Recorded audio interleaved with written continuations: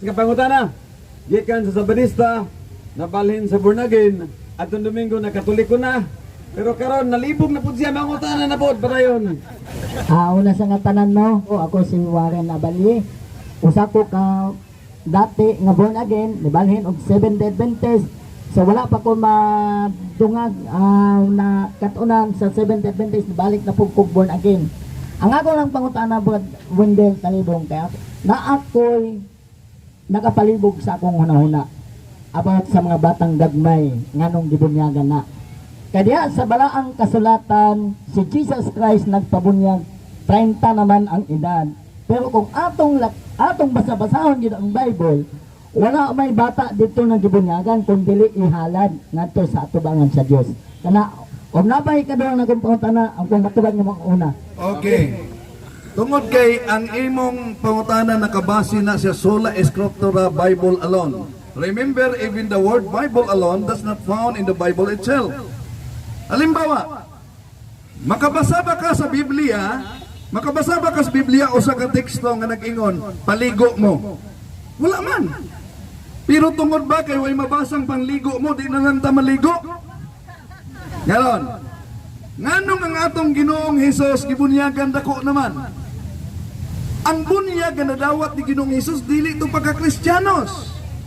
Kaya kung tanaw na to ang buhat sa mga apostolis, ang bunyag ni Juan giusab sa bunyag sa ngalan ni Ginoong Hesus.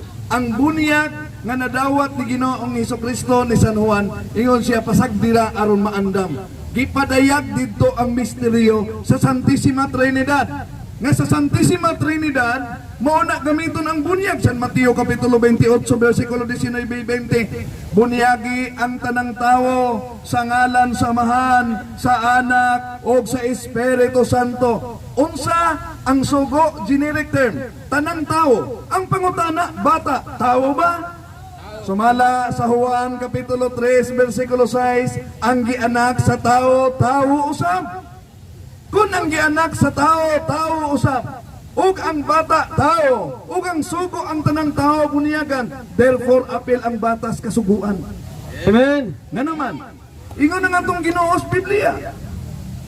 Ayaw niyo pugni ang mga bata sa pagduol kanako. Ang pangutana, ang buniyag ba makapalayo sa mga bata o makapaduol? Galacia Kapitulo 3:27, kadtong nabunyagan sa ngalan ni Kristo, nagsulob na ni Kristo. Hinumdumin ninyo nga sa Biblia, ang circumcision sa New Testament equivalent na naa sa baptism ni Kristo. Ang circumcision sa una, 8 ka adlaw, uman siya gianak, i-circumcise. Karon, duha ka lain-lain nga sugo nga mabasa nato sa Mateo 16 ug Marcos, Mateo 28 ug Marcos 16:16. Una, Marcos 16:16, ang motuo og magpabunyag maluwas. So, mo na mo ingon sila dapat dunay tinuod na. Mo nang kadtong mga laing relihiyon, ikaw nga na born again o niya nahimo kang Sabadista din ibalik na born again, kung mugakos ka sa simbahan Katoliko, doktrinahan pa ka, aron mo tuo ka, adisir bunyagan. Para na sa mga laig tinuhuan nga patuuhon una adisir bunyagan. Pero ang mga anak sa mga binunyagan na, unsa giingon San Mateo Kapitulo 28, versikulo 19-20, panlakaw kamos tibuok kalibutan, himua sila nga akong mga tinunan, bunyagi sila sa ngalan samahan sa anak ug sa Espiritu Santo, ug tudloi. Ulahi ang tudlo. Mo nang dunay mga maninay maninoy, dunay mga amahang inahan, mo unay mo tudlo. So, sa Marcos 16:16, patuuhon una, adisir bunyagan. Pero San Mateo 28, versikulo 19-20, bunyagan, dayon tudluan. Munang mga bata.